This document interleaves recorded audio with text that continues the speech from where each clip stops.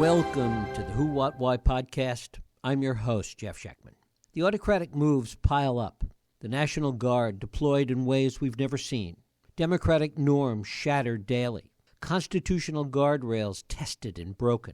And yet somehow none of it seems to register. The public watches, shrugs, and moves on. As Trump himself once said, he could shoot someone on Fifth Avenue and his support wouldn't budge. But there's one thing that historically has always broken through the noise. One force that ended presidencies and shifted political landscapes when nothing else could: the economy. Not the abstraction of constitutional law or the arcane nature of executive power, but people's lived reality. The grocery bills, the job security, whether they can afford a home, send their kids to college, retire with dignity. Right now, we're in a peculiar moment. Trump inherited an economy that was actually working. Lower unemployment, inflation coming down, steady growth. But the policies now being pursued, the erratic tariffs, the assault on institutions like the Bureau of Labor Statistics, the billions pouring into an AI bubble that may never pay off, these are creating fragilities that most people don't yet see. Data centers driving electricity costs through the roof. Investment flows based on hype rather than fundamentals. Warning signs flashing in job markets and consumer sentiment that contradict the market's euphoria. Dean Baker has made a career out of seeing what others miss. He called the housing bubble in 2006 when most economists were celebrating the boom. Now, as co-founder of the Center for Economic and Policy Research and author of the daily Beat the Press commentary, he's raising uncomfortable questions about what happens when trillions in AI investment meet reality, when market valuations built on sand start to crack, and when the economic damage becomes too obvious to ignore. The economy may be the last thing that can still move public opinion. The question is whether we'll see the warning signs in time. It is my pleasure to welcome Dean Baker back here to the Who, What, Why podcast. Dean, thanks so much for joining us. Thanks for having me on, Jeff. Great to have you here. I wind up spending probably an hour to an hour and a half every morning with CNBC on, and yet every day there's a sense that what I'm watching is disconnected from the real world. Talk about that. CNN and CNBC, they tend to focus way more on the stock market than I think is warranted, in the sense that the stock market makes the people have a lot of money invested in the stock market, which, better or worse, is not most of us. Obviously, a lot of people do have a lot of money, but that's still maybe half have any noteworthy amount of money in the stock market.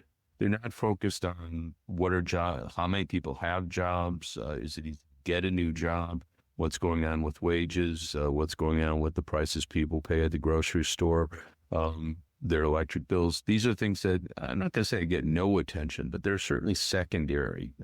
And that's where people live. I mean, people are not living on the stock market. So that's a big problem with much finance, economic reporting. It's not focused on people's lives. There was a report this week, I think from Zandy, that 22 states plus the District of Columbia were essentially in an economic downturn at the moment.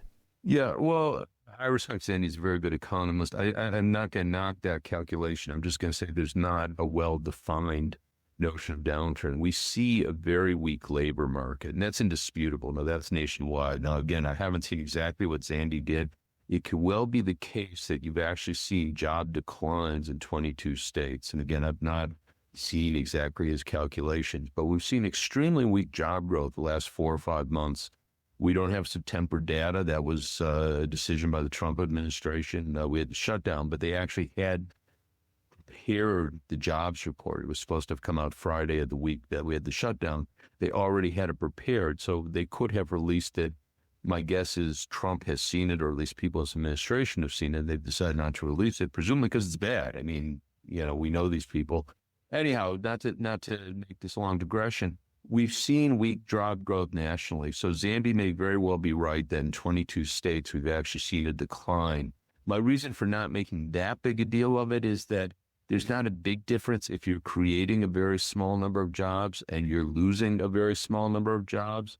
So the point I would make more generally is we see a weakening of the labor market. If that actually means that we're seeing falling number of jobs in many states, that's very likely true. So again, I haven't seen exactly what Zandy did to get that calculation. It's very plausible to me, but again, just taking it a step further, if you saw a small number job growth in, let's say, a major state, Texas or New York or California, of 3,000 a month, that doesn't mean things are going well. Talk about what that does mean. If, in fact, those numbers are close or at least trending in that direction, what a weakening labor market means, particularly if we're seeing this trending month after month for the past several months. Well, people have to, again, there's often confusion on what the labor market is, what it looks like. I remember back in the Biden years, there was a common thing to say by people who thought they were being smart, where they would say, well, only the unemployment rate's 4%, say, which is roughly what we had, actually, is below 4% for most of his time in office. Great. But they go, okay, so 4% means 6 million people are unemployed. If we're 5%, that would mean another 1.5 million. So you're talking about, 6 versus 7.5 million, whereas everyone sees inflation. So people thought that was a really smart thing to say.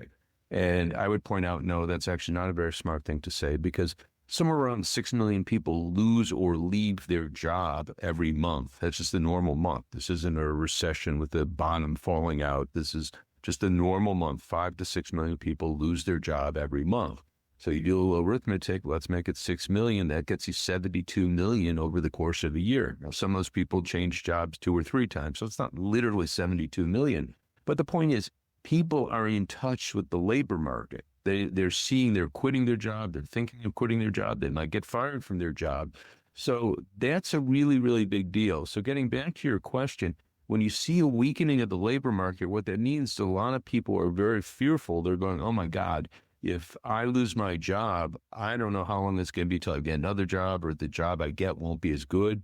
Or take it the other way, they may really hate their job. Their boss might be a jerk. Maybe they just got extra work and they can't handle the load. Maybe they're in bad health. They can't leave their job because they don't see other jobs opening. And that we know for sure. That's not something, again, not Zandy, I respect him a lot, but we have absolutely solid data on this. We know that job changing has gone through the floor. And it could be people are suddenly really happy with their jobs, but I really doubt that. I think the more plausible story is people look at the labor market and they go, this is not good. And at the same time, we see that weakening in the labor market, this notion that inflation is somehow under control and that the prices at the grocery store have stopped going up is just not the reality for a lot of people out there. Well, it's not the reality any world I know. I mean, it's again, one of those things that sort of has me pulling what's left of my hair out.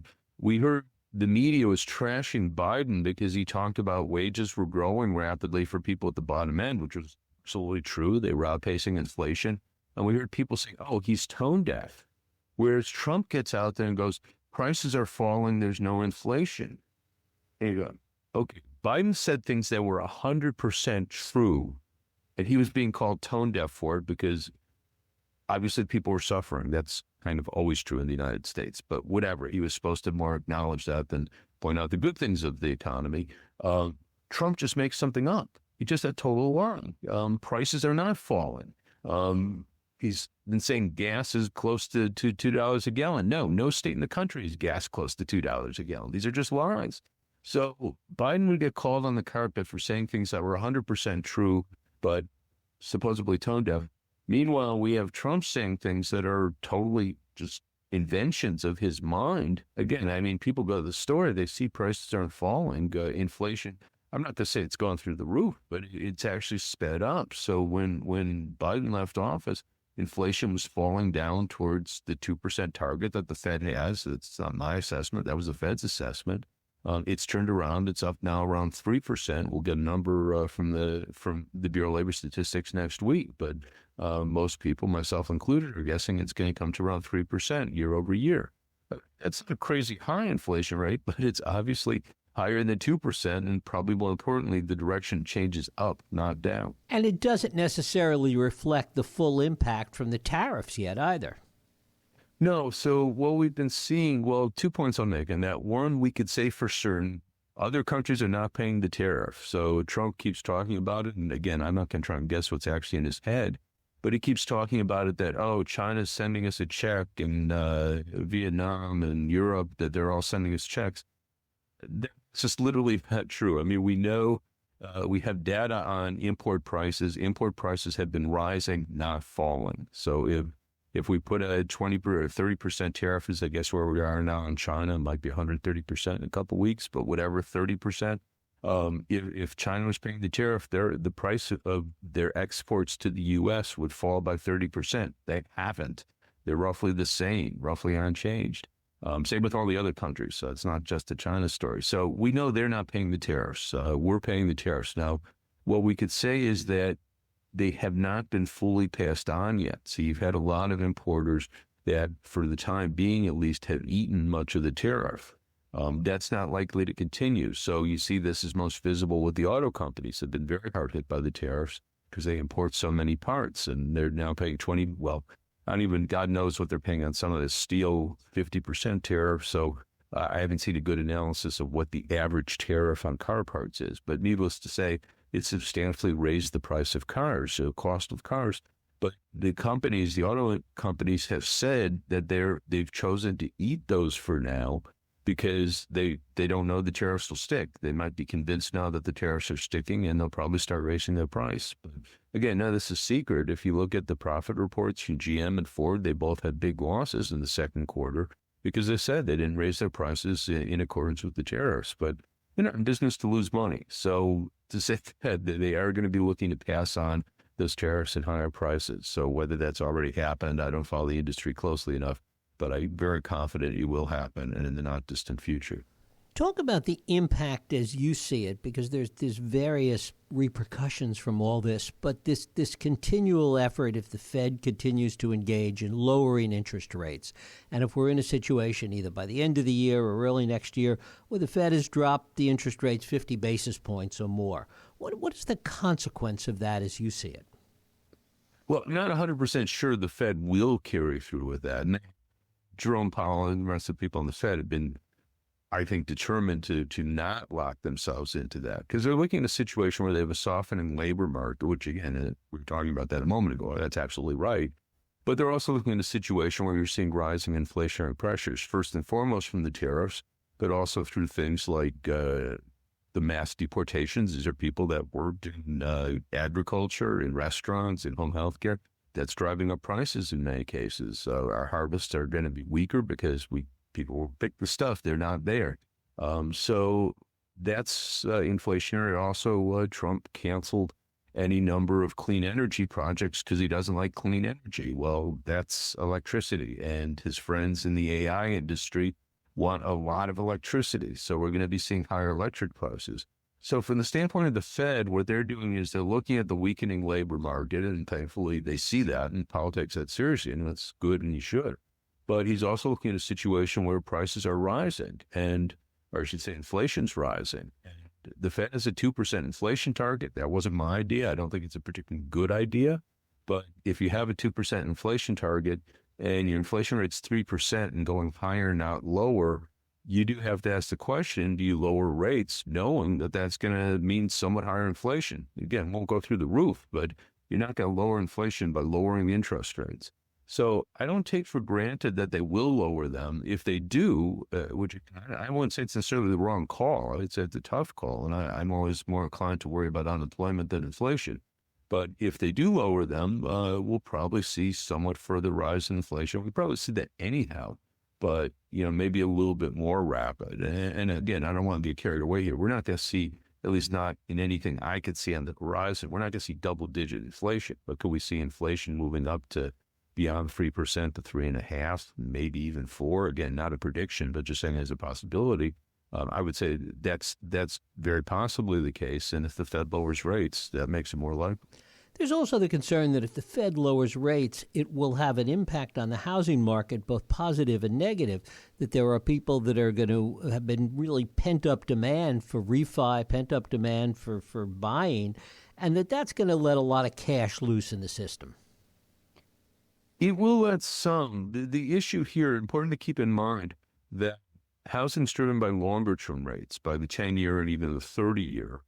And it's not clear that a further reduction in interest rates of, say, 0.5 percentage point will have a big impact on those longer-term rates, because the longer-term rates are driven by financial markets, and they're concerned about inflation. So and I think most actors in financial markets would probably agree with what I was just telling you, that we're likely to see some rise in inflation. I don't know if we'll see a big drop in the 10-year or 30-year rates. So when it comes to mortgage interest rate, we're right now, haven't checked the latest, a little over 6%. I wouldn't bet on it getting much lower than that. Not to say it won't fall a little bit, but and maybe it'll crack 6%. But we're not going to see 4% mortgages again, at least not anytime soon. So how much the mortgage rate hitting 6 or maybe falling 5.9, how much that'll boost the market? It'll be some, but it's not going to be an explosion in home buying and refinancing. There was a time when 6% was considered close to normal. Hard to remember that time. 6%, the first time I got a home, I paid 10% on an adjustable rate mortgage and thought I got a good deal. The one thing we haven't talked about in all of this is what gets referred to almost every day now as the potential AI bubble and what that really means, not just for the market, but also for the labor market, for inflation, and for the health of the overall economy. The AI sector has really been driving the economy in two ways. One has been very directly just the spending on data centers, on electricity generation to supply the data centers, other infrastructure to support AI. This has been massive. And I've looked at this casually. I know some people have done calculations. Somewhere near half the growth in the first half of this year was directly attributable to AI, to spending on AI products, AI-related products, which is remarkable. I mean, we have a slow-growing economy, it'd be a lot slower growing had it not been for AI. The other part, probably more important, the bubble that's been driving the stock market. So you've seen enormous run-ups in AI-related stocks. We hear the talk about the Magnificent Seven, NVIDIA, Google, or I guess Alphabet now, Amazon, Tesla. Not all of those are directly AI, but AI is a component just about all these companies. And they've been driving the stock market for really, certainly the last last year, just about all the gains have been in this Magnificent Seven. If you were to see, it's first off, I'll say it's very hard to think of a story that justifies those prices. I mean, I've just played with it a little bit and you go, okay, let's say that these companies give you a normal return on your stock, 7% real. That's something economists look back and say that's normal. They have to have like an incredibly disproportionate share of the country's profits a few years out. Not to say it's impossible, but we've never seen anything like that. So you'd actually have to see everyone other than the Magnificent Seven see their profits fall over the next 5 years. That again doesn't seem plausible to me. It's not one of these things that's impossible. Something that can't happen in the world. But it just seems pretty unlikely that the rest of corporate America are going to, in aggregate, see their profits fall over the next 5 years. So that's driving the stock market, and that drives consumption because a lot of people are seeing they've just made a ton of money in the stock market. They go out and buy a new car. Maybe they get a bigger house. They build an addition on their house. That's what we're seeing. And again, you referred to Mark Zandi earlier. I thought you referred to this because he did a little analysis and he found that almost all the consumption growth in the first half of 225 was due to the top quintile of the income distribution. So for everyone else, it was basically flat. But for the top quintile, they're doing pretty well. They're spending a lot more money. And if we were to see that reverse, if we were to see those Magnificent Seven and presumably a lot of other stocks plunge, I don't mean they'll go to zero or anything, but they could lose 10, 15, 20% of their value. That's a very plausible story. Then we will see consumption take a really big hit. And that's likely to put us in a recession. We're also seeing a lot of private credit going into AI financing these data centers, et cetera, with sort of echoes of the subprime crisis of 2008. I don't think we have the same basis for concern because subprime was very integrated in the financial system. You will see hits to a lot of people who are making loans and probably very foolish loans, but it's not as integrated in the financial system as subprime. Well, 2 points on the subprime story. One was that just about every bank had some. You had the mortgage-backed securities, I should say banks, financial institution, had some number of mortgage-backed securities, which included subprime. But the other point, perhaps the more important point, was it went way beyond subprime, and that was something people didn't appreciate at the time, and even to this day, I think, is underappreciated. So you saw a collapse of house prices generally. So it wasn't the lower end of the market saw the biggest increases in the bubble. So if you look at the years 2002 to 2007, The sharpest rises were at the lower end of the market, no doubt about that. But there were also sharp rises in the middle and top. And when that bubble burst, 2007 to 2009 or 10, prices across the board fell. So most of the losses on mortgages actually were not in subprime. Those were on prime mortgages, because the basic story was people bought a home for $400,000. It was something worth $200,000. Well, you don't have that much interest in paying off a loan for $400,000 for a house that's only worth $200,000. The easiest thing to do is just call up your bank and say, "Hey, it's your house now." And a lot of people did that. So that was a much bigger economic phenomena than anything with the AI bubble that I can see. So I'll just say, if the AI bubble bursts, my bet is we get a recession. Will it be like the Great Recession we saw in 2008 to 2010? I would be very surprised if it's anywhere near that bad. I guess the question is how much debt it takes along with it. I mean, it certainly will affect stock prices. It will affect consumption, as you say. But there's also a lot of debt out there tied to AI. Yeah, there will be debt taken with it. But again, I've always objected to the characterization of the recession 2008, 2009 as a financial crisis. There was one. But to my view, the main story was the collapse of the housing bubble. And it's kind of simple arithmetic. At the peak of the bubble in 2005, we were spending 6.7% of GDP on residential construction. That fell to 2% of GDP by 2010. So that's almost 5 full percentage points of GDP in lost demand. To put that in the context of today's economy, that'd be $1.5 trillion in lost demand. We don't have an easy way to make that up. I mean, the government could give everyone huge tax breaks, have massive public works. We could make it up that way. But it's not clear there'd be political support for that, and there certainly wasn't back in 2009, 2010. So that was the real basis for the hit. I always thought the financial crisis was very much secondary. And the point I've generally made about that is once you got to 2010, the financial crisis was largely over. I mean, you look at interest rates, they had normalized. People who had decent credit could borrow to buy a home or refinance or borrow for a car. That had largely normalized by 2010, but yet we remained, I'll just say, if not mired in a recession, a very weak recovery. So I think, as I say, I think the financial crisis was secondary. The main story was we lost a massive amount of demand with no easy way to replace it. Talk a little bit about deregulation, because there's a sense that we're not done, or this administration is not done with deregulation yet, as it relates to so many areas of the market. You know, the different issues come up in different contexts. So some of, what's referred to as deregulation, I really don't like to call it that, is, an externality, pollution. I always call it, they call us regulation and say, can I dump my sewage on my neighbor's lawn? Is that regulation if I'm not allowed to do that? I mean, call it that. But, it's basically saying I could just inflict damage on my neighbor without them being able to have any recourse. And that's when we're talking about pollution. Again, we can call it regulation, but that's dumping your sewage on your neighbor's lawn.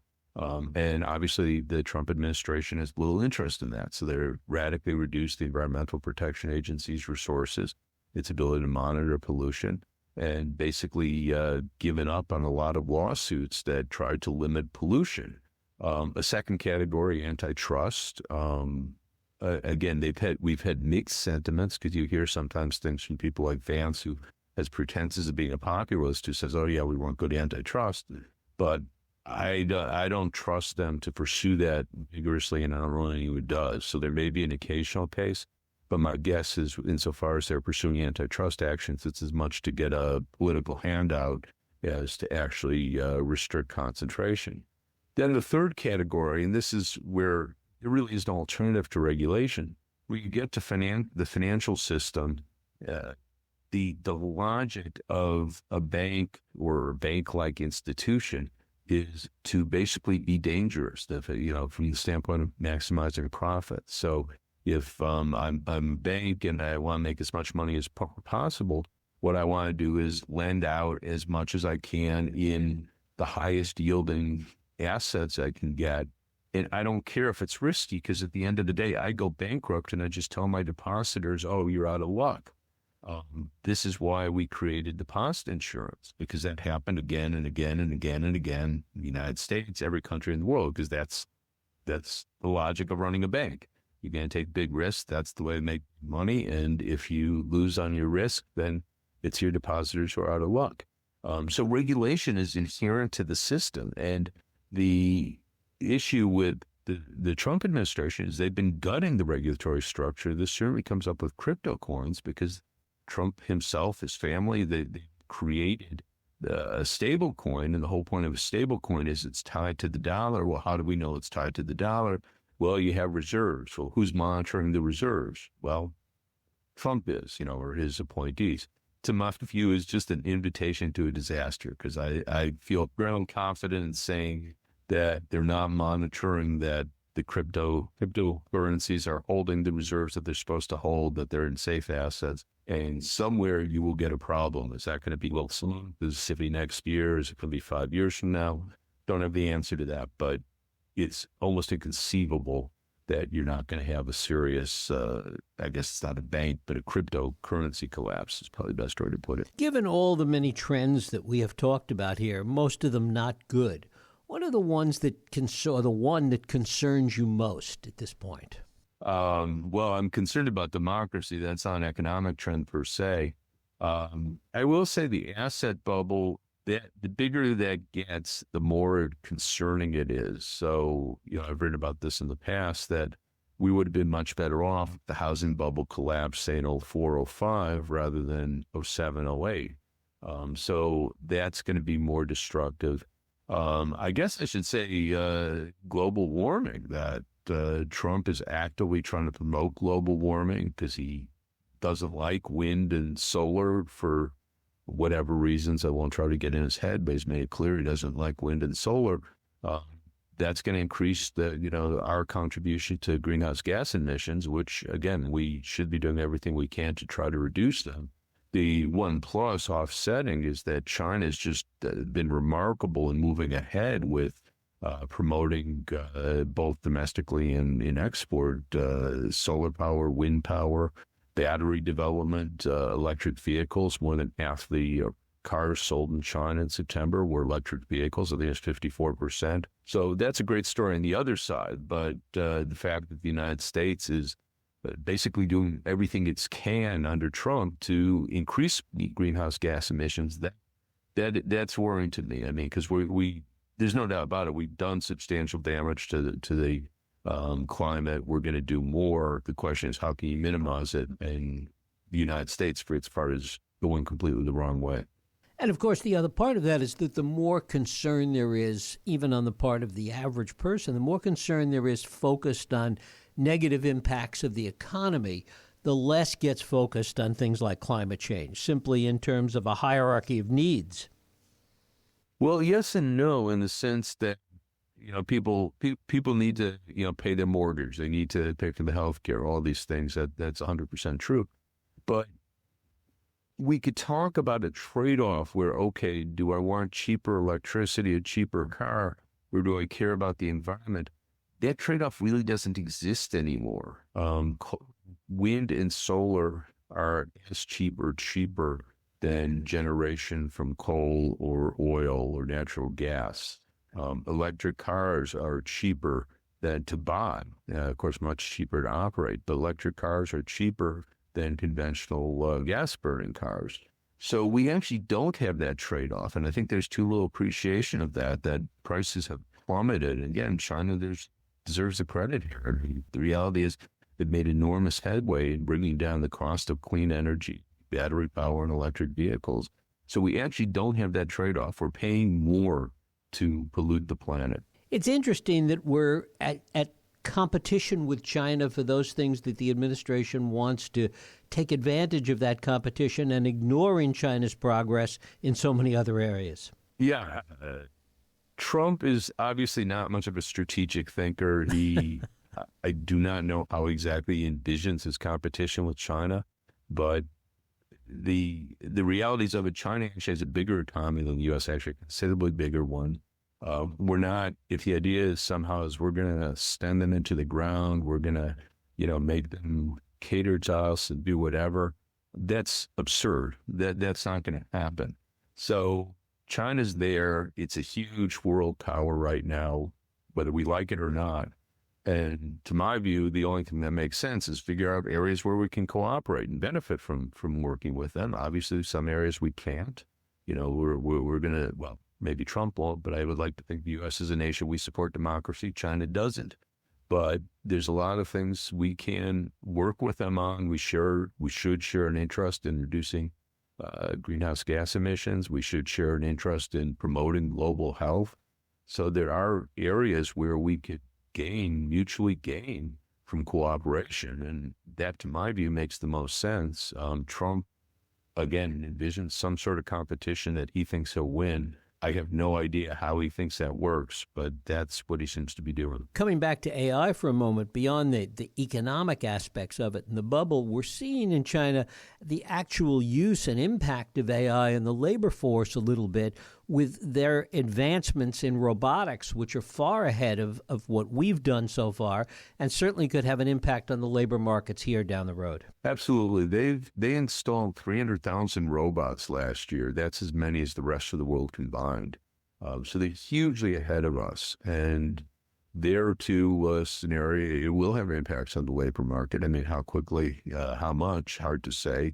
I think people have tended to exaggerate the impact of AI and robots in the sense that we're not going to be in a situation 2, 3, 4 years down the road where none of us are going to have any work because the robots will do it all. But I think there are plausible stories where we do see robots and AI replacing a lot of human labor, which on the whole I think is a good thing. We want to make sure that the gains from that are evenly shared, that we see price reductions, that we see workers who are displaced get unemployment benefits, retraining opportunities.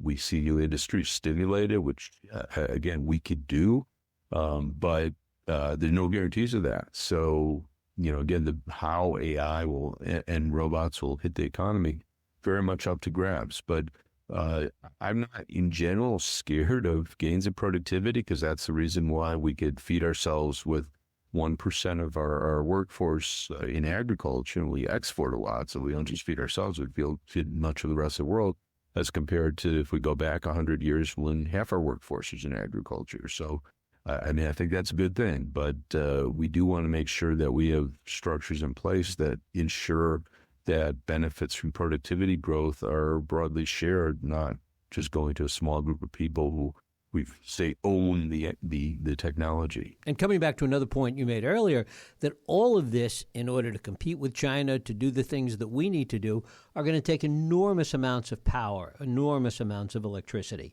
And China is way ahead in that area as well, as you indicated, and in nuclear as well. I think there's, I read 29 nuclear reactors being built in China right now, 0 here. Yeah. I'll say I have mixed feelings about nuclear, but that's not here nor there.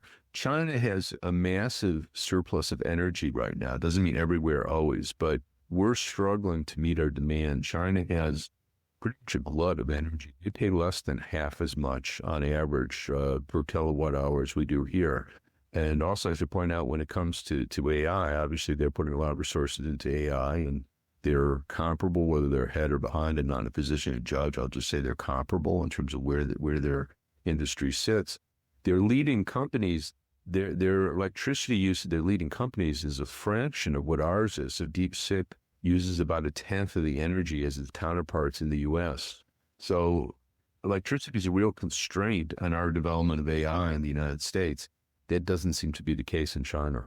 And finally, talk about what you might be optimistic about as we look forward in all of this, if anything. Well, if anything, I'm very optimistic about China's, progress on reducing greenhouse gas emissions, promoting clean energy, because that helps not just China, but they're selling it all over the world. So you have countries like Pakistan that's not known for being big in pushing for clean energy, but they're adopting because it's cheaper.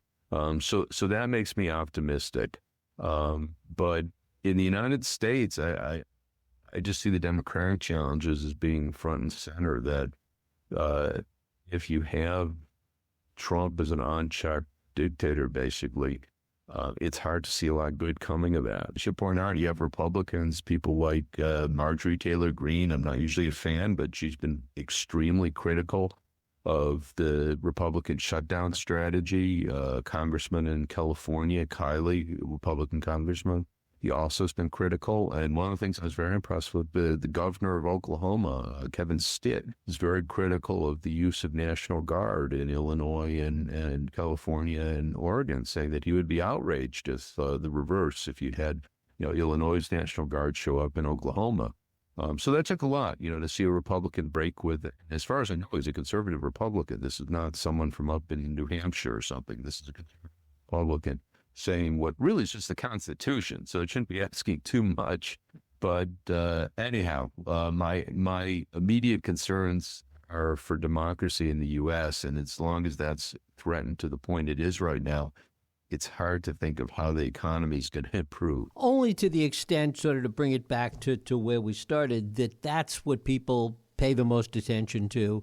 And if the economy starts to go sour, suddenly attitudes towards Trump change dramatically. Yeah, going back to his first administration, you and I could probably point to all sorts of things he did by way of trying to use the Justice Department to go after his enemies, many other things we could point to. But you have a lot of people say, and I'm not putting words in their mouth, this is, pollsters, people who are trying to take the pulse of, the electorate. A lot of people say, but the economy was good under Trump, which was kind of true until the coronavirus hit, and somehow he got out of being president in 2020. I don't know quite how he did that, but they don't.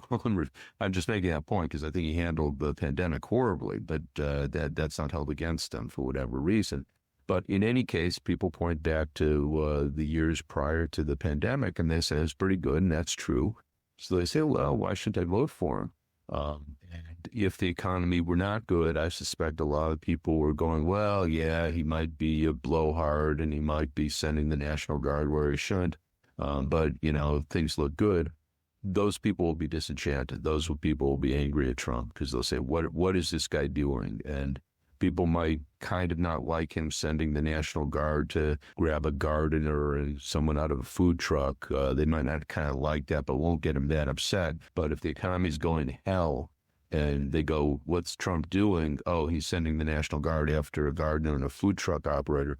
They might say, well, that's not someone we really should have as president. Dean Baker, I thank you so much for spending time with us. Sure. Thanks a lot for having me on. Thank you. And thank you for listening and joining us here on the Who, What, Why podcast. I hope you join us next week for another Who, What, Why podcast. I'm Jeff Sheckman.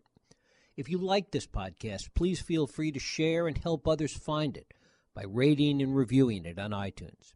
You can also support this podcast and all the work we do by going to whowhatwhy.org/donate.